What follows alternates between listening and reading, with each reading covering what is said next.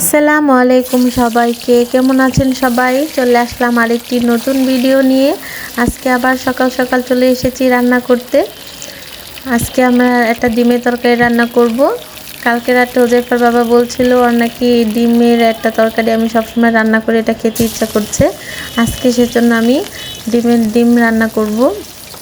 প্রথমে আমি ডিমগুলোকে ভেজে নিলাম। পাশের চুলায় দিয়ে দিলাম হচ্ছে কড়াইতে তেল গরম করে পেঁয়াজ দিয়ে দিলাম। মাঝে মধ্যে এখানে ডিমটাকে একটু উল্টে পাল্টে দিচ্ছি। ডিমটাকে বেশি কড়া করে ভাজবো না, একদম হালকা করে ভাজবো। কড়া করে ভাজলে কিন্তু উপরের লেয়ারটা শক্ত হয়ে যায়, এটা খেতে কিন্তু ভালো লাগে না। এখানে আমার পেঁয়াজটা ভাজা হয়ে গিয়েছে। এখানে আমি দিয়ে দিলাম সামান্য পরিমাণে হলুদ। এটার মধ্যে আমি একদম অল্প পরিমাণে মশলা ব্যবহার করব। সাথে দিয়ে দিলাম অল্প একটু আদা। এখন এটাকে ভালো মতন কষিয়ে নেব, একদম ভাজা ভাজা করে নিব।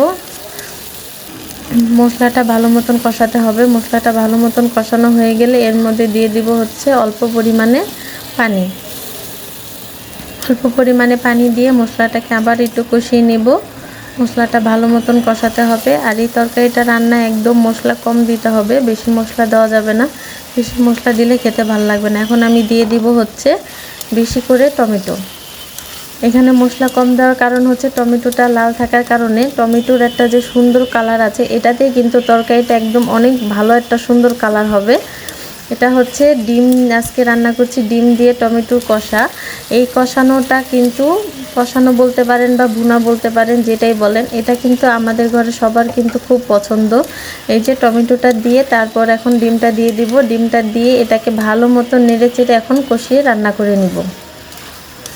এটাকে একদম টমেটোটা গলা পর্যন্ত এটা ডিমের সাথে একদম ভালো মতন আমি কষিয়ে নেব।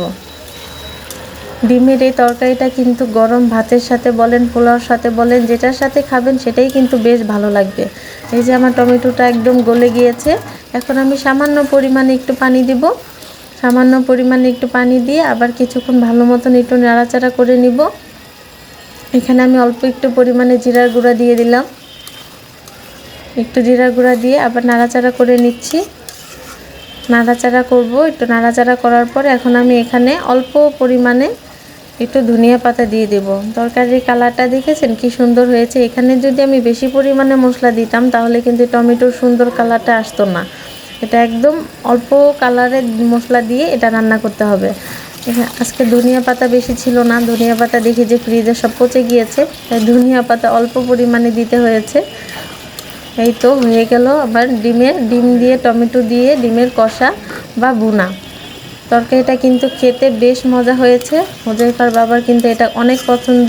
আর যেহেতু আমরা ডিম লাভার ফ্যামিলি, আমাদের কাছে কিন্তু ডিম যেভাবে দিবেন সেভাবেই খেতে ভালো লাগে। ডিম ভাজা হোক, ভুনা হোক, তরকারি হোক, যেটা হোক সেটাই কিন্তু আমাদের ঘরে অনেক পছন্দ। এই যে তরকারিটা কালারটা কি সুন্দর হয়েছে, অনেক সুন্দর লাগছে দেখতে।